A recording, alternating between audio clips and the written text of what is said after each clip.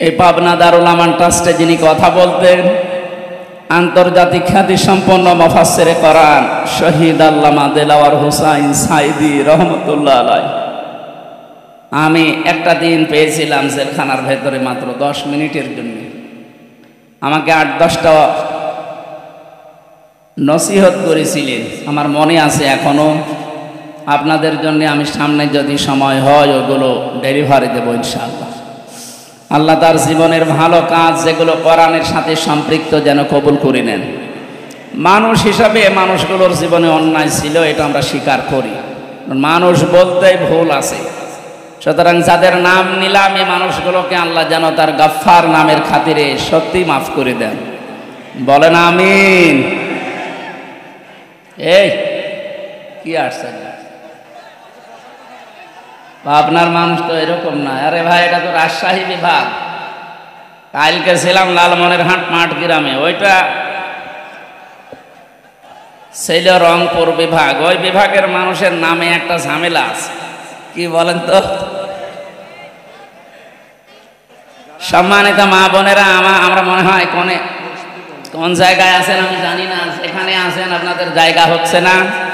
আপনারা একটু সামনের দিকে যদি জায়গা থাকে, 1 হাত জায়গা থাকলেও, 1 বিঘা জায়গা থাকলেও একটু চেপে বসেন। এটা এখন জান্নাতের বাগান হয়ে গেছে। আপনারা যেখানে আছেন আমরা আছি, যদিও এটা কলেজের ময়দান, কিন্তু এটা এখন জান্নাতের বাগান। নবীজি বলেন, দুনিয়ার এই ময়দানে কেউ যদি কাউকে একটু জায়গা করে দেয় বসার, আল্লাহ নিজে জান্নাতের ভেতরে তার জন্য জায়গা করে দিবেন। সুতরাং আপনাদেরকে আমরা আহ্বান জানাচ্ছি, একটু নড়ে চড়ে তাদেরকে একটু বসতে দেন। মঞ্চে বসা ওলামা ইকরাম, সামনে বসা মুসলমান ভাইরা, পর্দার আড়ালের সম্মানিতা মা এবং বোনেরা, প্রশাসন দেখলাম এসেছে বহু, প্রশাসনের ভাইরা। এখন আর আপনাদের লাগবে না। আমি গত বছরও মনে হয় জেল থেকে বের হওয়ার পরে পাবনা দারুল আমান ট্রাস্টে অনুষ্ঠান ছিল, কিন্তু আপনারা আমারে আসতে দেন। কার ইশারায় দেননি আমরা জানি। সে মানুষগুলো কই? আজকে আসেন তো, এই যে মাইক ছেড়ে দিলাম, নেন, কেড়ে নিন। আজকে আপনি এমন জায়গায় আছেন জনসম্মুখে আর আসার ক্ষমতা নেই, অথচ ইমান যাদের সত্যিকার অর্থে আছে, এই যে হাদিস বললাম, ভালো কাজ দেখলে যাদের ভালো লাগে, অন্যায় দেখলে যাদের কাছে খারাপ লাগে, এদের ইমান আছে। এই ইমান অনুযায়ী এবং যারা এলেম পায়, এলেম অনুযায়ী যারা কাজ করে। আজকে 4টা কথা আছে আয়াতে সফল হওয়ার জন্যে, আমরা ওইগুলো তাফসীরের সাথে মিলানোর চেষ্টা চালাবো ইনশাআল্লাহ। এটা রাজনৈতিক মঞ্চ নয়, আর আমি রাজনৈতিক ওই রকম ফিগারও না। যারা আছে রাজনৈতিক ওই ময়দানে, তারা ওই ময়দানের কথা বলবে। আমাদের অভিভাবক, আমাদের মাথার তাজ, আমাদের মুরব্বী ডাক্তার শফিকুর রহমান আমিরে জামাত আমাদেরকে আদেশ দিয়েছেন, নির্দেশ দিয়েছেন তাফসীর মাহফিলগুলোতে তাফসীর করার জন্য। রাজনৈতিক কথাবার্তা বলার, প্রচলিত রাজনৈতিক কথা যেটা, এটা বলার দরকার নেই। এখানে কোরআনের হাদিসের কথা বলবেন, এইটাই আমাদের রাজনীতি। এই কথা বুঝতেছেন? সুতরাং আমরা এই ধাঁচে কথা বলতে চাই। আল্লাহ যেন আমাকে ওই তাওফিক ভিক্ষা দেন, বলে না আমি। তাহলে 2টা কথা বলেছিলাম, ইমান যারা আনবে এবং ইমানের দাবি অনুযায়ী যারা এলেম অনুযায়ী আমল করবে। আমার প্রথম প্রশ্ন, অনেকেই বলবেন আমার ইমান আছে। হ্যাঁ, ইমান থাকে না কয়েকটা কাজ করলে। আল্লাহ এই পৃথিবীতে বানিয়েছেন এবং আইন চলবে তার, এই ঘোষণা দিয়েছেন। আলা আলাহুল খালকু ওয়াল আমরু, এই আয়াত আমি বানালাম। বলেন, সূরা আরাফের ভেতরে আছে, আমি বানিয়েছি, আমার আইন চলবে। সুতরাং আল্লাহর আইন বাদ দিয়ে এই বাংলাদেশে যারা অন্য কারো বানানো আইন প্রতিষ্ঠা করতে চাচ্ছেন, আপনার ইমান নেই। আপনি যাই বলেন, আপনি নামাজ পড়েন আর রোজা রাখেন আর অন্য যাই কাজ করেন, আমি সংশোধন করলাম, এখন আপনার বিবেকের ব্যাপার। আল্লাহর আইন বাদ দিয়ে পৃথিবীর অন্য কারো আইন যদি এই দেশে কেউ প্রতিষ্ঠা করার জন্য রাজনীতি করেন, আন্দোলন করেন, চেষ্টা করেন, আপনার ইমান নেই। এটা আমি বানালাম। সূরা বাকারা 2 নম্বর পারা 4 নম্বর পৃষ্ঠা 3 নম্বর লাইনে আয়াতটা আর এক জায়গায় আছে, আন্নাল কুওয়াতা লিল্লাহি জামিআ, সমস্ত ক্ষমতার উৎসকে কিন্তু বাংলাদেশে বহু রাজনৈতিক দলের গঠনতন্ত্রে লেখা আছে ক্ষমতার উৎস জনগণ। এই আয়াতের সাথে পুরা সাংঘর্ষিক। বাংলাদেশ জামাত ইসলামের গঠনতন্ত্রে এইটা লেখা ছিল না, এই জন্য তাদের নিবন্ধন পর্যন্ত জালেমরা বাতিল করে দিয়েছিল। আপনি কেমন ইমানদার যে আপনার নিবন্ধন বাতিল হয় না, আর এদেরটা বাতিল হয়ে যায় শুধু আল্লাহর উপরে এই কথাটা লেখা থাকার কারণে। যদিও আল্লাহ এখন 5 দিন পরে যারা নিষিদ্ধ করেছিল 5 দিন আগে, 5 দিনের ভেতরে আল্লাহ তাদেরকে নিজের হাতেই নিষিদ্ধ করে দিয়েছে। আপনি দেখেন বাস্তবে যাদের নিষিদ্ধ করা হয়েছে ওদেরকে এখন অনেকে বৈধতা দেওয়ার জন্য বিভিন্ন জায়গায় কথা চলছে। এদেশের অন্তর্বর্তীকালীন সরকার যিনি আছেন তিনি বুঝে শুনেই তাদেরকে নিষিদ্ধ করেছে। এদের নিষিদ্ধ হওয়ার পেছনে 100 কারণ আমার এই মোবাইলে আছে, 100। ওদেরকে বৈধতা দেওয়ার একটা কারণ আপনার কাছে নেই। যারা জাতি বর্ণ ধর্ম কিচ্ছু দেখে না, মানুষ পেলেই কুপিয়ে মারে। এই যে বিশ্বজিৎকে ও দেখেছিল যে হিন্দু বেটা কিনা। আমার সাথে ওই শাওন ছিল ছেলে, বললাম ভাই আপনি একটা হিন্দুকে ছাড়লেন না? বলছে মাথায় আমাকে এই চিন্তা ঢুকিয়ে দিয়েছে উপরে যারা ছিল যে মেরে ফেলা লাগবে, তো শিবির পেলেই আমি মারতাম। ও আমারে বারবার বলছিল যে ভাই শিবির মিবির কি, আমি তো মুসলমানই না, আমি ফুল হাতা, আমি হাফ হাতাও না। ফুল হাতা বোঝেন? এটা আমিও বুঝতাম না ওই সময়, ওর মুখ থেকে শুনলাম। আমাদের যিনি জেলার ছিল উনিও ফুল হাতা, দেবদুলাল, নাম শুনেই বোঝা যাচ্ছে যে ছাতা ফুল হাতাই হবে। বলেন তো একটা হিন্দু মানুষ তাকে আপনি শিবির বলে মেরে ফেললেন। এরকম একটা দুইটা না, জাহাঙ্গীরনগর বিশ্ববিদ্যালয়ে 100টা মহিলার ইজ্জত যারা মিষ্টি বিলাতে পারে এরা তারা। এদেরকে আপনি নিষিদ্ধ করার 100 কারণ আমি জানি। বৈধতা দেওয়ার একটা কারণ বলেন তো যে হ্যাঁ এই কারণে তাদের বৈধতা দেওয়া যায়, বলেন। সুতরাং যারা চিন্তা ভাবনা করেছে, আমি চাই মানুষ হত্যার সাথে দেশে যারা জড়িত, বিশেষ করে গণহত্যার সাথে 2006 সালের 28 অক্টোবর থেকে শুরু করে 24 সালের আগস্টের 5 পর্যন্ত যত হত্যা হয়েছে এর সাথে যারা জড়িত তাদের নিষিদ্ধ করা লাগবে। মানুষ হত্যাকারী যারা, এরা আল্লাহর কাছে সবচেয়ে ঘৃণিত, এরা আল্লাহর অপছন্দনীয় লোক। সূরা নিসা 93 নম্বর আয়াতে আছে 4টা শাস্তির কথা আল্লাহ দিয়েছে যারা মানুষ হত্যা করে। আমা ইয়াকতুল মুমিনা মুতাআম্মিদান ফাজাযাউহু জাহান্নাম। 1 নম্বরে তাদের পুরস্কার আল্লাহ জাহান্নামে দেবে। 2 নম্বরে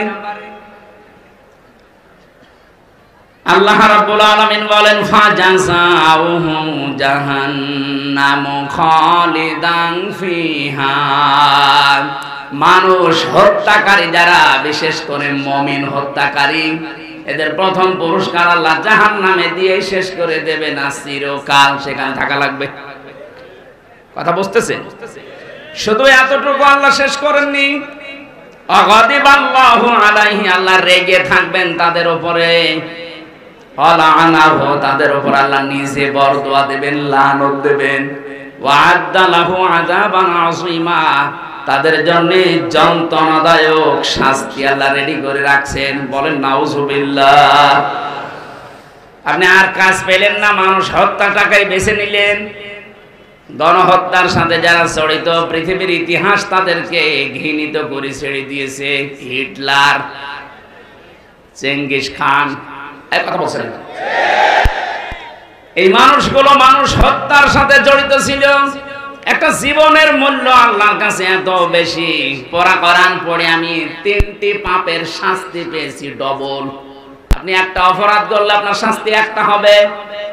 মান জাবিল হাসানাতি ফালাহু আশরু আমসালিহা ওয়া মান জাবিস সাইয়্যাতি ফালা ইউজসা ইল্লা মিসলাহা ওয়া হুম লা ইউযলামুন। বলেন আল্লাহু আকবার।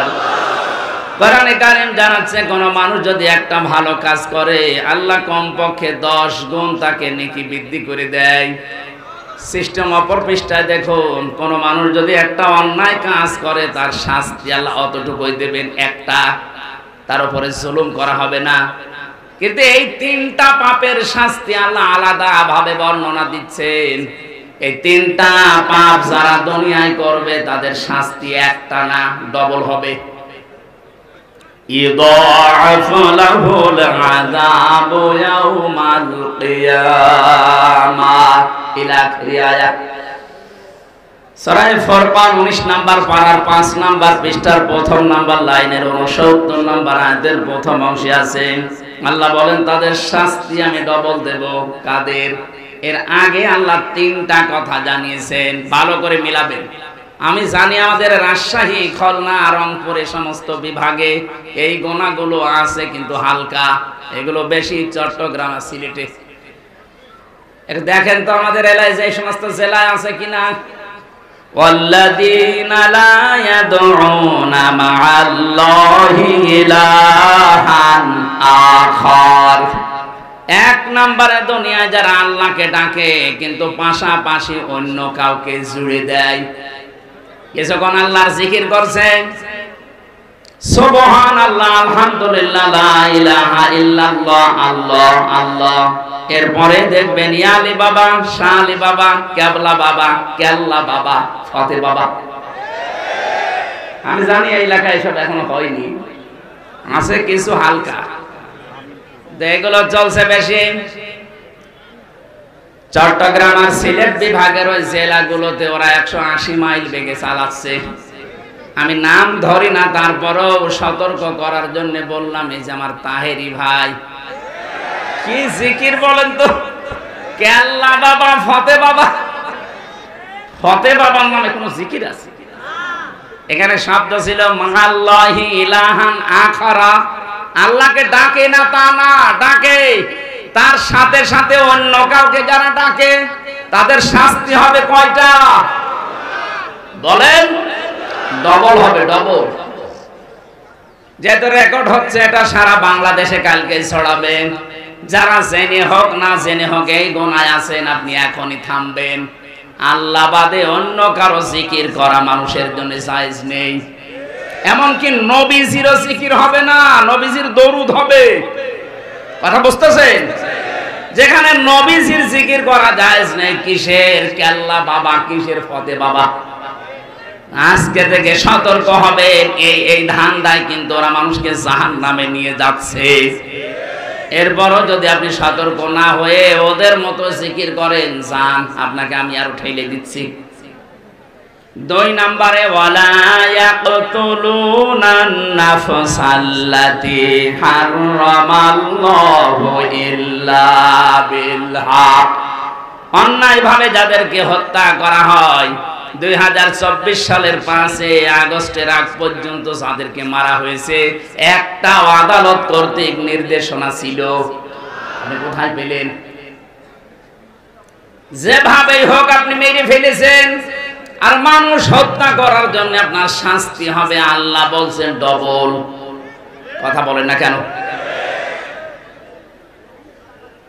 আর এই মানুষগুলো এখনো পর্যন্ত বিশ্বের মোড়লদের স্বীকৃতি পাওয়ার জন্য বিভিন্ন মিথ্যা কথা মানুষকে শোনাচ্ছে। বিশেষ করে এই 8-10 দিন এটা বেশি চলছে।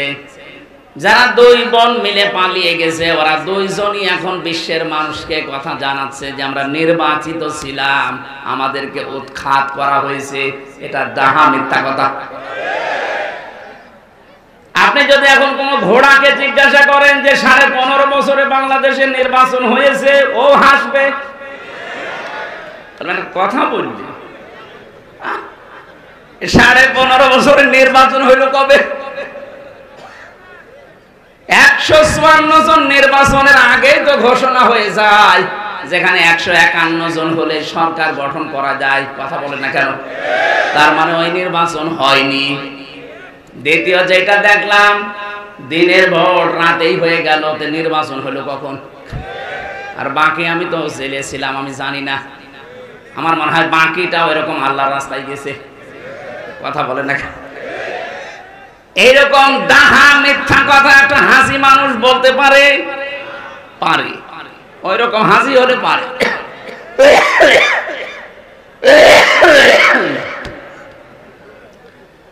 হাসি ওই রকম হলে পারে। হাসি আমি আরো দেখেছি দুনিয়াতে, তাদেরকে আপনি পিটিয়ে মেরে ফেলবেন, তারপরও মুখ দিয়ে মিথ্যা বলাতে পারবেন না। কারণ আল্লাহর ঘর যে দেখে আসে, এরপরও যদি ওর হেদায়েত না হয়, ওর কপালে আর হেদায়েত নেই। কোরআনে কারিমে আল্লাহ জানিয়েছেন, ইন্না আউয়ালা বাইতি উবদিআ লিন-নাসি লাল্লাযী বিবাক্কাতা মুবারাকান ওয়া হুদাল লিল আলামিন। এই পৃথিবীর প্রথম ঘর এই কাবা, যেটা বাক্কা মক্কায় অবস্থিত। এর ভেতরে মোবারক কিছু জিনিস দেওয়া আছে, বরকতময় জিনিস আছে। এই কাবাকে আল্লাহ বরকতময় করে দিয়েছেন। শুধু না, ওয়া হুদান লিল আলামিন, বিশ্বের মানুষের জন্য এটা একটা হেদায়াত। এটা কি? কাবা শরীফ থেকে আসার পরও আপনি মিথ্যা ছাড়তে পারেন না, তার মানে আপনার কপালে হেদায়েত নেই। কথা বলেন না কেন? এর পরের শব্দে আল্লাহ যেটা জানিয়েছেন, ওই শিক্ষা দেওয়ার জন্য আমি পয়েন্টটা আনলাম, ভালো করে শুনবেন। কোরআনে কারীম জানাচ্ছে, ওয়া মান দাখালাহু কানা আমিনা। এ কাবার মর্যাদা এত বেশি আল্লাহর কাছে, কোন মানুষ যদি কাবার চত্বরে আসতে পারে, আল্লাহ তাকে নিরাপত্তা দিয়ে দেয়। আপনি বোঝেননি এখন আমি কি বলতে চাই? এবার আমি বোঝাচ্ছি। কাবার এলাকায় গেলে নিরাপত্তা দেয় কে? আরো জোরে। ওখানে ঘর আছে কার? আরো নিদর্শন আছে, ফিহি আয়াতুম বাজ্জিনাতুম মাকামু ইব্রাহিম। ওখানে বহু নিদর্শন আল্লাহর আছে স্পষ্টতার ভেতরে। মাকাম ইব্রাহিম একটা। আমি যেটা এই আয়াত থেকে শিক্ষা দিতে চাই, প্রায় 8টা 9টা তাফসীর আমি মিলিয়ে মিলিয়ে বের করেছি। কাবার চত্বরে আল্লাহর নিদর্শন আছে, আল্লাহর আইন ওখানে চলে। আইন চলে কার? আরো জোরে বলেন। আল্লাহর বিধান ওই এলাকায় জারি আছে, এজন্য আল্লাহ পুরাটা নিরাপত্তা দিয়ে দিয়েছেন। এ বাংলাদেশ তো আর কাবা শরীফ না। কথা বলেন না কেন? কাবা থেকে বাংলার দূরত্ব 6000 কিলোমিটার। এটাকে যদি আপনি শান্তি, স্বস্তি, নিরাপত্তা দিয়ে বেষ্টন করে দিতে চান, একটা পদ্ধতি আছে। আল্লাহ পাক বলেন, আল্লাযীনা আমানু ওয়া লাম ইয়ালবিসু ঈমানাহুম বিযুলমিন উলাইকা লাহুমুল আমন। ইলা আখিরি আয়াত। সূরা আন-নাম 82 নম্বর আয়াতের প্রথম অংশে আছে, তোমরা যারা ঈমান আনবে আর ঈমানের সাথে যদি জুলুমকে মিশ্রণ না করো, এখানে জুলমিন আই শিরকিন, নিজের ঈমানের সাথে যদি শিরিক মিশ্রণ না করো, আমি আল্লাহ নিজে বলছি উলাইকা, এইভাবে আল্লাহ দেখিয়েছেন। এটা ইসমে ইশারা। আল্লাহ পাক বলেন, এই হাতের আমার কুদরতি হাত, এভাবে ইঙ্গিত দিয়ে পাবনা বেড়া কলেজ ময়দানে যারা বসে আছে তাদেরকে আমি বলছি, এই মানুষগুলো যদি তাদের ঈমানের সাথে শিরিকের জুলুমের মিশ্রণ না করে, আমি আল্লাহ নিজে গ্যারান্টি দিলাম, তাদেরকে আমি আল্লাহ নিজের পক্ষ থেকে নিরাপত্তা দিয়ে দেব। কাবার চত্বরে নিরাপত্তা দেয় কে? আরো জোরে। আমাদের এই 56,000 বর্গ মাইল যদি আমরা নিরাপত্তার বেষ্টনী দিতে চাই, এই মুহূর্তে বাংলার জনগণকে সিদ্ধান্ত নেওয়া লাগবে, শিরিকের সাথে জুলুমের সাথে আমার ঈমানকে আমি মিশ্রণ ঘটাবো না। আল্লাহর ওয়াদা সত্য না মিথ্যা? আপনি একটু মিলিয়ে দেখেন, আমাদের ঈমান যাই আছে, যদি শিরিক না থাকে ঈমানের সাথে, যতটুকু ঈমান আছে ঈমানে আল্লাহ আমাদের শান্তি, স্বস্তি, নিরাপত্তা দেবেন। উলাইকা লাহুমুল আমন, তাদের জন্য আমার নিরাপত্তা। সুতরাং আমরা চাই আমাদের যাদের শিরিক আছে, এই শিরিক আমরা ঈমানের সাথে যেন মিশ্রণ না করি। এই জন্য দ্বিতীয় পয়েন্ট আমি এ পর্যন্ত এনেছি। বাংলাদেশে যারা বলেন আমার ঈমান আছে, না আপনার ঈমান নেই, কারণ আপনি ক্ষমতার উৎস জনগণকে মনে করেন এটা শিরিক। ক্ষমতার উৎসকে একটা দুইটা না, ভরি ভরি আয়াতে আল্লাহ ঘোষণা দিয়েছেন, কুলিল্লাহুম্মা মালিকাল মুলকি তুতিল মুলকা মান তাশা। এই আয়াত যারা পড়ে, এই আয়াত যারা বোঝে, এরপরও যদি বলে ক্ষমতার উৎস অন্য কেউ, সে মুশরিক। আরো জোরে বলেন। সুতরাং আমরা যারা জেনে হোক না জেনে হোক এই শিরকে আছে, এক্ষুনি আপনার আকীদা, ঈমান, বিশ্বাস পাল্টাবেন। যারা আজ বলেন বাংলাদেশ জামাতে ইসলামী, এদের আকীদা ঠিক নেই, এদের আকীদা যদি ঠিক না থাকবে, এইটা তাদের গঠনতন্ত্রে লেখা থাকতো না যে ক্ষমতার উৎস আল্লাহ। এই কথা বলেন না কেন? আন্দাজে উল্টা পাল্টা ফতোয়া দিয়ে মানুষের কাছে তাদের কালার করতে চান। একটা মিথ্যা অপবাদ কারো উপরে চাপিয়ে দেওয়া, তার উপরে জুলুমের নামান্তর।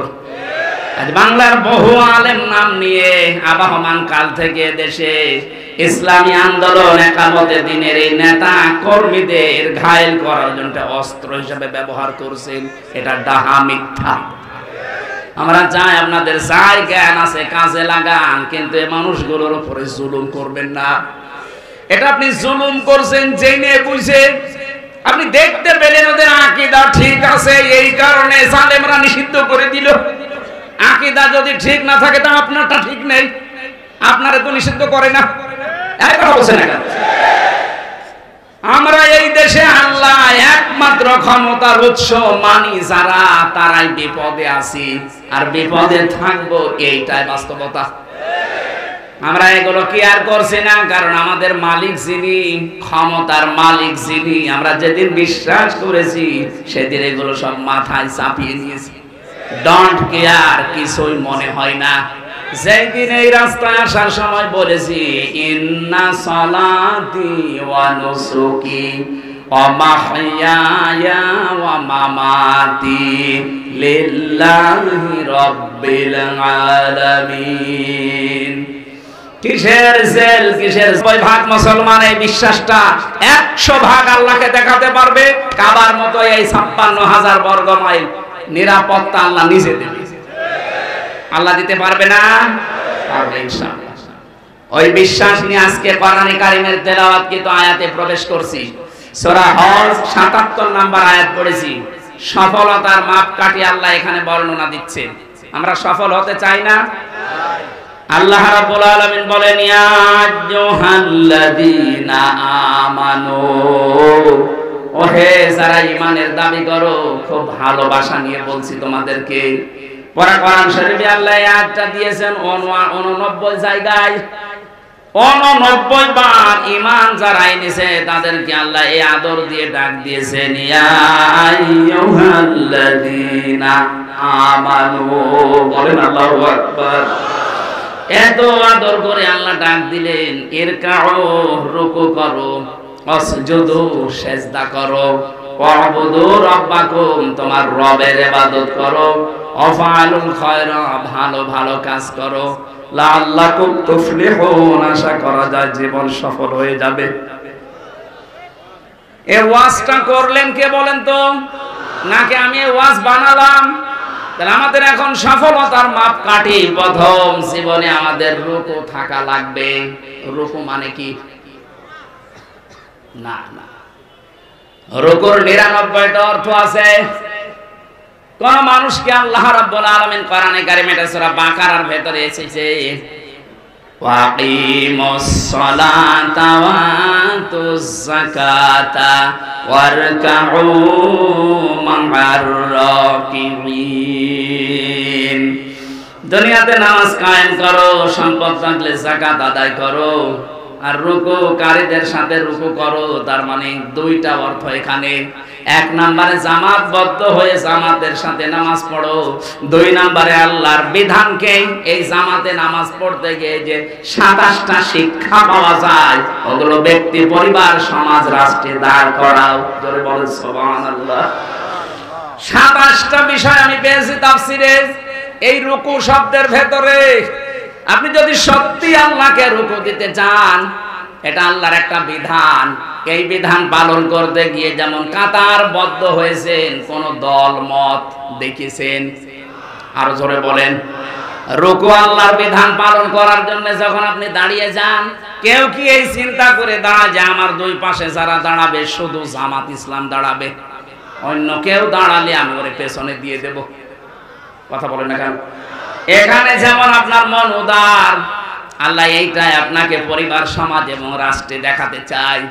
ও হামজা, এখানে যেমন আল্লাহর একটা বিধান তুমি পালন করবে, রুকু, এটার জন্য যেমন সব এক হয়ে গেছো, এখান থেকে শেষ করে যখন ব্যক্তি, পরিবার, সমাজ আর রাষ্ট্রে যাবে, তখনও আল্লাহর একটা দুইটা বিধান নেই, এরকম রুকুর মতো বিধান আছে 499টা। কোরআনে আল্লাহ বিধান দিয়েছেন 500টা, ওখানে কায়েম হবে মাত্র একটা। এখনো কয়টা আছে? 499টা এই বিধান। এগুলো আরে নামাজের ভেতরে নেই, এগুলো আছে ব্যক্তি, পরিবার, সমাজ, রাষ্ট্রের। ওইগুলো যে আমি আল্লাহকে দেখাতে হবে, তাহলে তোমার রুকু কবুল হবে। আয়াতের দ্বিতীয় অর্থ এইটাই পেয়েছি, এখানে যে রুকু দিলি, এই রুকুটা জামাতবদ্ধ হয়ে দিয়েছো, এভাবে জামাতবদ্ধ হয়ে আল্লাহর আইনগুলো প্রতিষ্ঠার জন্য কাজ করবা, এর নাম রুকু। এই কাজটা মানুষ এখনো বোঝে না, বুঝলে অনেকে শুধু রাজনীতি রাজনীতি এই গন্ধ খোঁজে। এখানে রাজনীতি পেলেন কোথায় আপনি? রুকু করার জন্য আল্লাহর আদেশ, ওয়ারকাউ মা'আর রাকিঈন, রুকুকারীদের সাথে রুকু করো। এই আয়াতের অর্থ কয়টা বললাম? আরো জোরে বলেন। আপনি এবার জীবনে মানেন কোনটা? প্রথমটা হয়তো মানেন, আজান হলে রুকু দিতে যান, জামাতের সহিত নামাজ পড়েন। রুকুর অর্থ তো শুধু একটা মানলে হবে না, আরো আছে। 2 নাম্বার অর্থ, আল্লাহর এই রুকুকে পরিবার, সমাজ, রাষ্ট্রে আপনাকে দেখাতে হবে যে হ্যাঁ আমরা রুকু করি। এই যে যারা বাংলাদেশে তাওবা করছি আমরা, অনেক মানুষ আছে শুধু আস্তাগফিরুল্লাহ আস্তাগফিরুল্লাহ পড়ে শেষ করে দিচ্ছেন। না, আপনার তাওবা এভাবে হবে না। এটা তো একটা বাক্য মাত্র। কোরআনে কারীম জানিয়েছে, তাওবা করতে চাও, সূরা জুমারের 53-54 নম্বর আয়াতে আছে, ওয়া আনিবু ইলা রাব্বিকুম ওয়া আসলিমু লাহু মিন ক্বাবলি আইয়াতিয়াকুমুল আযাবু সুম্মা লা তুনসারুন। আল্লাহ বলেন, 1 নম্বরে তোকে আমার দিকে ফিরে আসা লাগবে, যে আনিব ইলা রাব্বিকুম, তোর রবের দিকে ফিরে আসা লাগবে, ওয়া আসলিমু, সারেন্ডার করা লাগবে। ওই রুকু মানে যেমন মাথা ঝোঁকানো, আসলিমু মানে মাথা ঝোঁকানো, সারেন্ডার করা। আপনাকে আল্লাহর দিকে 1 নম্বরে ফিরে আসা লাগবে। 2 নম্বরে সমর্থন, আল্লাহর যত আছে, আল্লাহর আইন আছে, তার সামনে সারেন্ডার করা লাগবে, আত্মসমর্পণ। এই 2টা কাজ আপনি কখন করবেন? 41 সালে। কথা বলেন না কেন? যারা টার্গেট দিয়েছেন, আপনি কার উপরে ভরসা করে টার্গেট দিলেন? আপনার কি আজরাইলের সাথে কথা হয়? কার উপর ভরসা করলেন?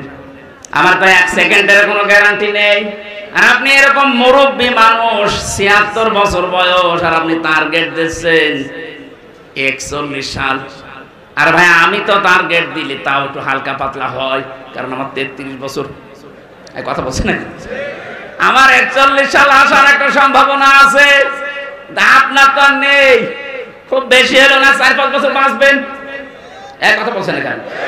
তার মানে এই টার্গেট আপনি আন্দাজে দিয়েছেন, এ জাতির সাথে আপনি আন্দাজে কাজ করেছেন। আন্দাজ অনুমানের ভিত্তিতে কাজ করা, এটা নবী রাসূল যারা, তাদের শান এবং মান না। নবী রাসূলের যারা অনুসারী, তারা আন্দাজে অনুমান ভিত্তিতে কোনো কাজ। আরো জোরে বলেন। এজন্য আমাদের যখন গ্যারান্টি নেই, আমরা আন্দাজে টার্গেট দেই না। আমরা টার্গেট দেওয়ার আগে আয়াতটার দিকে 3 নাম্বার শব্দ হচ্ছে, ওয়াসলিমু লাহু মিন ক্বাবলি আইয়াতিয়াকুমুল আযাবু সুম্মা লা তুনসারুন। ওই আযাব আসার আগে তোমাকে এই 2টা শর্ত মানা লাগবে। 1 নম্বরে আল্লাহর দিকে ফিরে আসবেন, 2 নম্বরে আত্মসমর্পণ করবেন আল্লাহর বিধান পেলেই। কখন? যখন আপনার কাছে মরণ চলে আসবে। আর মরণ কখন আসবে কোনো গ্যারান্টি আছে? আরো জোরে বলেন। আমরা বাংলাদেশে এই তাওবাটা যদি বুঝে করতে পারতাম, এই 15.5 বছরে যে জুলুম অত্যাচার নির্যাতন হয়েছে, আগামীতে অনেকেই এই চিন্তায় আছে যে আগে একটু বসে নেই, এর চাইতে বেশি করব, তাদেরও এটা বন্ধ হয়ে যেত। কথা বলেন ঠিক কিনা? তাওবা ভালো করে শুনে রাখেন, অপরাধ যার কাছে স্বীকার করবেন তার কাছে, এইটার নাম তাওবা। আর এটা আমরা বাংলাদেশের মানুষ অনেকে বুঝি না, বোঝাতেও পারি না। ও অন্যায় করছে আমির হামজার কাছে, আর কাবার গিলাফ ধরে মাপ চাচ্ছে আল্লাহর কাছে। আরে ভাই, আপনি আল্লাহর কাছে দোষ করেছেন, কথা বলেন না কেন? জেলখানায় আমার সাথে এক ওসি ছিল, উনি আমারে বলছে, হুজুর আমার তাওবা দেখেন তো হলো কিনা, বলেন। যে এই যে নির্বাচন গেল, এই নির্বাচনে রাত 12টার পর থেকে আমার এসআই এবং কনস্টেবল যারা ছিল, আরো কিছু মানুষকে সাথে নিয়ে রাত 12টার পর থেকে আল্লাহর নামে আমি ভোট কাটা আরম্ভ করলাম। ফজরের নামাজ পর্যন্ত কাজ কারবার কমপ্লিট করে জায়গা মতো পাঠিয়ে দিলাম। এরপরে আমি গোসল করলাম, ওযু করার পরে 2 রাকাত নফল নামাজ পড়ে বললাম, আস্তাগফিরুল্লাহ, আমার তওবা হয়েছে। আপনি তো আর আল্লাহর কাছে দোষ করেননি যে আস্তাগফিরুল্লাহ পড়বেন, আপনি দোষ করেছেন হামজার মতো 3.5 লাখ 4.5 লাখ হামজার কাছে। একটা এমপি বানাতে 3.5-4.5 লাখ মানুষ লাগে, তাদের সবারটা আপনি নিজেই দিয়ে নিলেন। আপনি তো দোষ আল্লাহর কাছে করেননি, দোষ করেছেন যাদের কাছে, ওদের কাছে আগে যে ক্ষমা চান। কথা বলেন না কেন? ভয়ঙ্কর বিষয়, আপনি ক্ষমা নাই চাইবেন, কিন্তু সেই কয় বছর আপনি ছেলে আছেন, এর ভেতরে তো বহু মানুষ দুনিয়া থেকে বিদায় নিয়েছে, তাদের কাছে ক্ষমা চাবেন কি করে? তার মানে আপনার মাফ নেই। এই কথা বলেন না কেন? এই জালেমকে টিকিয়ে রাখতে আপনি নিজের সর্বনাশ নিজে করেছেন। এই জন্য আমরা চাই তাওবা, অপরাধ যার কাছে আগে তার কাছে যাবেন। যে যদি তার ক্ষতি করে থাকেন তার ক্ষতিপূরণ দেবেন। এই 15.5 বছরে আপনার জন্য অনেকে ব্যবসা করতে পারে নাই, এই কথা বলেন না কেন? এই 15.5 বছরে অনেকে এমন এমন চেয়ারে যাওয়ার কথা ছিল যেখানে আপনার কারণে যেতে পারে নাই। এমন মানুষ দেশে নেই? আপনি তার ক্ষতিপূরণ দেবেন আগে। এখন যদি বলেন ওই চেয়ারে আমি বসাবো কি করে, আমি তো পালিয়ে বেড়াচ্ছি, না, আপনার তাওবা তাহলে আস্তাগফিরুল্লাহ হবে না। যার ক্ষতি যেইভাবে করেছেন ওই ক্ষতিপূরণ ওইভাবে দেওয়া লাগবে। আমার জীবন থেকে 3টা বছর বিনা কারণে আপনি কেড়ে নিয়েছেন। আমার বাবার কাছ থেকে 30 থেকে 32 লাখ টাকা খেয়েছেন। আগে এই টাকাগুলো ফেরত দেবেন, ক্ষতিপূরণ। আর 3 বছর আমার মতো ফাঁসির কন্ডেম ছেলে থাকবেন, এরপরে বলেন হামজা মাফ করে দিন। এসব কিছু নেই, চামড়ার মুখ, আস্তাগফিরুল্লাহ, ভণ্ডামি করা জায়গা পান না। কথা কি কড়া হয়ে গেল নাকি? কিসের কড়া? এখনো শুরু হয়নি। আমাদের রুকু আসলে হচ্ছে না। সম্মানিতা মা বোনেরা, এই আয়াতের তাফসিরে আমি রুকু শব্দের ব্যাখ্যা পড়েছিলাম। কোন মহিলা যদি রুকু করতে চায় তার জীবনে 4টা কাজ থাকা লাগবে। সম্মানিত মা বোনেরা যারা এসেছেন এবার কান খাড়া করবেন। নবীজি বলেন, এটা তিরমিজি শরীফের হাদিস, ইদা নাযারা ইলাইহা সাররাতুহু, যখন তার স্বামী তার দিকে বাইরে থেকে এসে তাকাবে, স্বামীকে আনন্দ দেবে। আপনাকে আল্লাহ এমন এমন জিনিসপত্র শরীরে দিয়েছে, স্বামীকে আনন্দ দেওয়ার জন্য ওইগুলো যথেষ্ট। আপনি আনন্দ দেন, স্বামী বাদ দিয়ে দেবরকে, দোলা ভাইকে, এই কথা বলেন না কেন? না, আপনি নামাজ পড়ে রোজা রেখে কালো বোরকা পরে মনে করছেন আমি জান্নাতি। কিসের জান্নাত আপনার? স্বামী আসলে আপনাকে, স্বামীকে সাররাতুহু, তাকে আনন্দ দেওয়া লাগবে। সে যেভাবেই হোক, অঙ্গভঙ্গি দিয়ে হোক, সাজগোজ দিয়ে হোক, যদি দরকার হয় কাঁতো কুতো দেওয়া লাগে তাও দেবে। বুড়ো মানুষ কাঁতো কুতো দিয়ে হবে না, অন্য কিছু করা লাগবে। 2 নম্বরে ওয়াইদা গাবা আনহা হাফিজাতুহু, স্বামী যখন বাইরে চলে যাবে তখন তার সম্পদ, তার সন্তান, আপনার ইজ্জত, আপনার সম্ভ্রম, আপনার লজ্জাস্থান, আপনার শরীর, এগুলো হেফাজত করে রাখবেন। এটা নেককার মহিলার 2 নাম্বার গুণ। অথচ হাজারো আল্লাহওয়ালা মেয়ে মানুষ মনে হয় স্বামী বাইরে চলে গেলে মনে হয় দিন পেয়েছে, মোবাইলে সারা দিন কার সাথে আল্লাহর রাস্তায় গল্প করে। অথচ মেয়ে লোক মোবাইলে কোন ভাষা নিয়ে কথা বলবে আল্লাহ সেই ভাষা পর্যন্ত দিয়েছে। সূরা আহজাবের 32 নম্বর আয়াত, হে মেয়েরা, যদি মোবাইলে হোক, পর্দার আড়াল থেকে হোক, হিজাবের বাইরে থেকে কথা বলতে চাও, কথা বলবা সঠিক, মিথ্যা কথা বলবা না, কিন্তু ভাষা হবে রুক্ষ সূক্ষ্ম, রাগ রাগ ভাব। কিন্তু আপনার মোবাইলের কথা শুনলে মনে হয় অনেকেই প্রেমে পড়ে যায়। এই কথা বলছেন না? আশা করছি আপনি মোবাইলের ভাষা বুঝতে পেরেছেন, কিভাবে কথা বলবেন। আননোন নাম্বার যদি আসে ধরবেন, ধরার পরে সালাম দেবেন। এরপরে যদি দেখেন না যে খোকার বাবা না, বা ওই যে 14 জন পুরুষের সাথে দেখা করা যায় যাচ্ছে, ওই 14 জন না, আপনার বাবা, আপনার ভাই, এরকম 14 জন আছে। সূরা নিসার 21 নাম্বার 22 নাম্বার আয়াতের তাফসীর দেখে নেবেন। এই 14 জন পুরুষ মানুষ বাদ দিয়ে পৃথিবীর কেউ, এমনকি কাবা শরীফের ইমামও যদি কল দেয়, কথা বলবেন সঠিক, মিথ্যা কথা বলবেন না। তো ভাষা করবেন এমন আপনার কথা শুনে যেন মনে করে আল্লাহ এ কি মহিলা না আজরাইল। আর যদি শাবনূরের কণ্ঠে কেমন আছেন বিআই সাহেব, ওইভাবে মোলায়েম কণ্ঠ দিয়ে শুরু করেন, ও মনে করবে কাজ হচ্ছে। 2-4 দিন, 8 দিন, 10 দিন, 1 মাস পরে দেখবেন আপনারে নিয়ে আল্লাহর রাস্তায় চিল্লাই গেছে। চিল্লা বলা ঠিক হলো না, আল্লাহর রাস্তায় চলে গেল। 3 নাম্বারটা বলার জন্য আমি হাদিসটা বলছিলাম। মেয়েরা এবার সাবধান, সম্মানিতা মা বোন যারা এসেছেন, আমি এইটা বলার জন্য কিন্তু হাদিসটা এনেছিলাম। সত্যি কথা বলছি, অতুইনু আলা দীনি যাওজাতিহা। নবীজি বলেন নেককার মহিলা রুকু করছে তো ওই মহিলা, যেই মহিলা তার স্বামীকে দ্বীনের কাজ করার জন্য সাহায্য করে, উদ্বুদ্ধ করে, আর সময় দেয়। আপনার স্বামী মানবতার পক্ষে কাজ করে, দিন কায়েমের জন্য চেষ্টা চালাই, দিনের জন্য কাজ করে বেড়াচ্ছে, আপনি নেককার হতে হলে তাকে সাহায্য করবেন, সহযোগিতা করবেন, সময় দেবেন, উৎসাহ দেবেন। আপনার জন্য খাদিজার সাথে আল্লাহ জান্নাত রেডি করে রাখবে। এত না আপনি আরো বাধা দেন, তুমি কি করো, আর মানুষের বর নেই, আর মানুষের বর আছে, আপনার বরের মতো না। আপনার বর তো একামতে দিনের একজন কর্মী, তার কাজ সব সময় আলাদা। কথা বলেন না, তার মানবতার সেবায় কাজ করা লাগে, মানুষের জন্য চিন্তা করা লাগে, আল্লাহর দ্বীনের ফিকির করা লাগে। আপনি শুধু বাড়ি বসে বসে তাকে সময় বের করে দিয়েছেন, তাকে সাহায্য করেছেন, খাদিজার মতো আপনি অটোমেটিক সওয়াব পেতে থাকবেন। 4 নাম্বারটা বলতাম না, তারপরও বলছি। আমার মনে হয় পাবনাতে এটা বলা ঠিক হচ্ছে কিনা জানি না।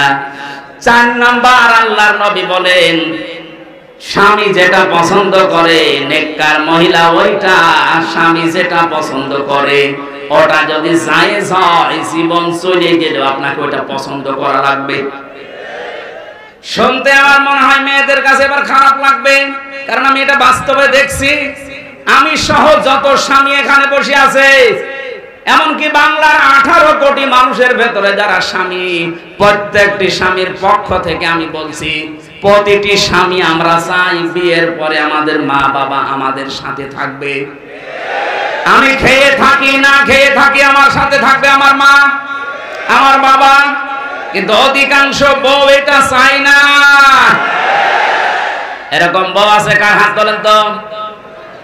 আরে ভাই, ক্যামেরা আমার দিকে, হাত তোলেন আপনি, অসুবিধা কি? তোলেন একজন, ওরা ওই ছাদের উপরে দেখতে পাবেন, হাত তোলেন। আমি জানি এখানে আপনারা ভয়ে তুলছেন না, রাতের বেলা আবার খাবার বন্ধ হয়ে যায় কিনা। না, সম্মানিত মা বোনেরা দেখেন কি ভয় পায় আপনাকে।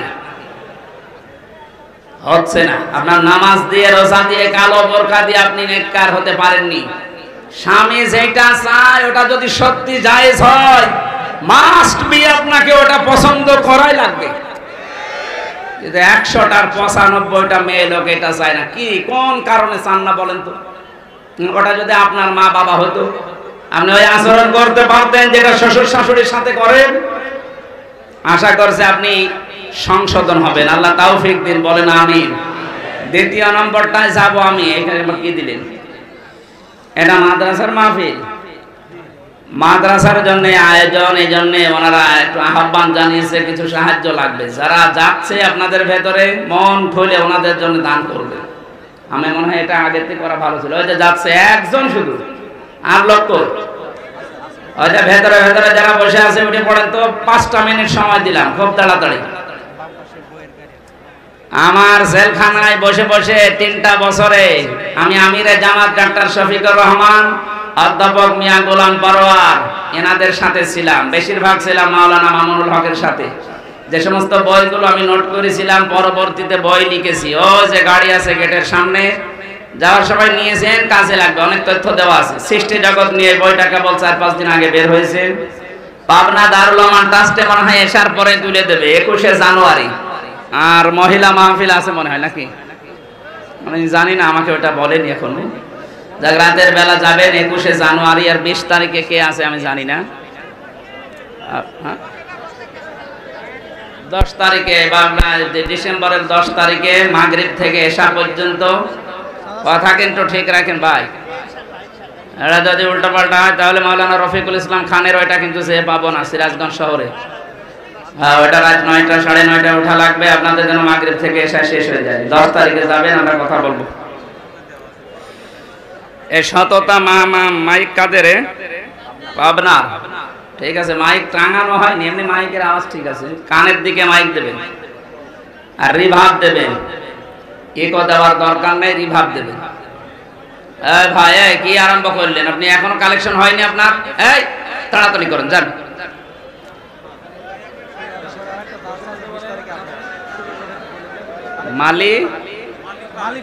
মালিফা হাই স্কুল মাঠ, পাবনা, 20শে ডিসেম্বর। কার এটা? আমার না না, এটা নেই। এটা এক স্যার আমারে নিয়ে নিয়েছে, এটা হবে না। এই হোসাইন, আরে ভাই নিয়েছি তো, কিন্তু এই যে স্বাধীনতার পর থেকে সব উল্টিয়ে গিয়েছে। নিয়েছি তো জেল থেকে বের হওয়ার পর, কিন্তু এটা ঠিক নেই এখন। এই মাহফিল আমার এক স্যারে নিয়ে নিয়েছে, এখন মাহফিলের তারিখ পাল্টাবে হয়তো, এখনই তারিখ দিয়েন না। এই ঝামেলা করতে যা হয়েছে যান, টাকা পয়সা কালেকশন যা হয়েছে বের হয়ে যান তো, আপনারা যান, বের হয়ে যান, তাড়াতাড়ি যান। বের করে থাকা যাবে না, যান তাড়াতাড়ি যান। বসেন বসেন বসেন। সুবহানাল্লাহ আলহামদুলিল্লাহ লা ইলাহা ইল্লাল্লাহ। সুবহানাল্লাহ আলহামদুলিল্লাহ লা ইলাহা ইল্লাল্লাহ। সুবহানাল্লাহ আলহামদুলিল্লাহ। পাবনায় যে মালিহা নাকি মালিফা, এখানে 20 তারিখের যে কথা বলছে, জেল থেকে বের হওয়ার পরে ওই যে চাষকিয়া আছে আটঘরিয়া, হাজী আব্দুর রহমান, ওনারটা আমি নিয়েছিলাম ওর সাথে মিলিয়ে, কিন্তু ওনারটাও বাদ দিয়েছি, সেই হিসাবে এটাও বাদ হয়ে গেছে। আর আমি এই স্বাধীনতার পর থেকে আমি নিজের নিয়ন্ত্রণে নিয়ে, এখন আমাকে সংগঠন, আমার উপরে যারা দায়িত্বে আছে, দায়িত্বশীল মানুষগুলো যেখানে যেতে বলে এই জায়গায় ছাড়া দেওয়া যাচ্ছে না। কোনো মাদ্রাসা বা এতিমখানা, গ্রামে, মসজিদে, যুব সমাজ এসব আর হচ্ছে না। সামনে হয়তো যারা আমার দায়িত্বে আছে তারা ছাড়া মাহফিল আমি আর করতে পারবো না ভাই, অন্য যারা আছে তাদেরকে দিয়ে করে নেবে। এই জন্য বলছি ডেটগুলো আর সিরিয়াল নেই, সব এলোমেলো হয়ে গেছে, এগুলো আবার ফের সাজাবো, সময় পাচ্ছি না। না, এই মাহফিলটা নষ্ট হয়ে গেল, এইভাবে হয় না। কালেকশনগুলো আপনারা আগের থেকে করে নেবেন, একবার ঘাস কেটে গেলে আবার তোলা ঝামেলা। একটা লাইন মতো ছিলাম আমি।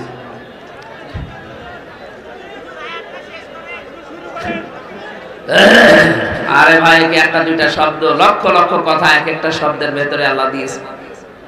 রূপু শব্দের এত অর্থ পেয়েছি আমি তাফসিরে, এগুলো তাফসির আকারে বলতে গেলে তো সময় লাগে। রাতের বেলা দেবেন মাহফিল, দিনের বেলায় মাহফিলে গ্যাঞ্জাম হয় আর আমিও কথা তুলতে পারি না। রাতের বেলা দেবেন, যে কয়টা হয় হোক, সারা বছর করা লাগবে কোনো মানে আছে? সাইদি সাহেব করতো না, এক জেলায় একটা দিলেই তো যথেষ্ট, গ্রামে গ্রামে নিয়ে আসা লাগে। আগামীতে মনে হয় এটা আর হবে না। আমাদের যিনি একেবারে সর্বোচ্চ দায়িত্বশীল উনি আমাকে জানিয়ে দিয়েছে আগামীতে মাহফিল করলে সর্বোচ্চ এক জেলায় 2টা, এই মাথায় ওই মাথায়। এই গ্রামে গ্রামে আর দেওয়ার দরকার নেই, লেখাপড়া করে করে তাফসির আকারে কথা বলবে, সেই হিসাবে বলা লাগবে। আমি মনে হয় কি হবে বলতে পারছি না, কারণ ওনার কথা মতো আমাদের চলা লাগবে। আগামীতে এটা আর করবেন না, সব মিলে টাস্টে দেবেন। নয়তো হয় পাবনা, ওখান থেকে আরো 30 কিলো 40 কিলো দূরে, সেখানে এই মাথায় ওই মাথায় এরকম মিলিয়ে নেবেন, আমরা কথা বলবো। আল্লাহুম্মা আমিন।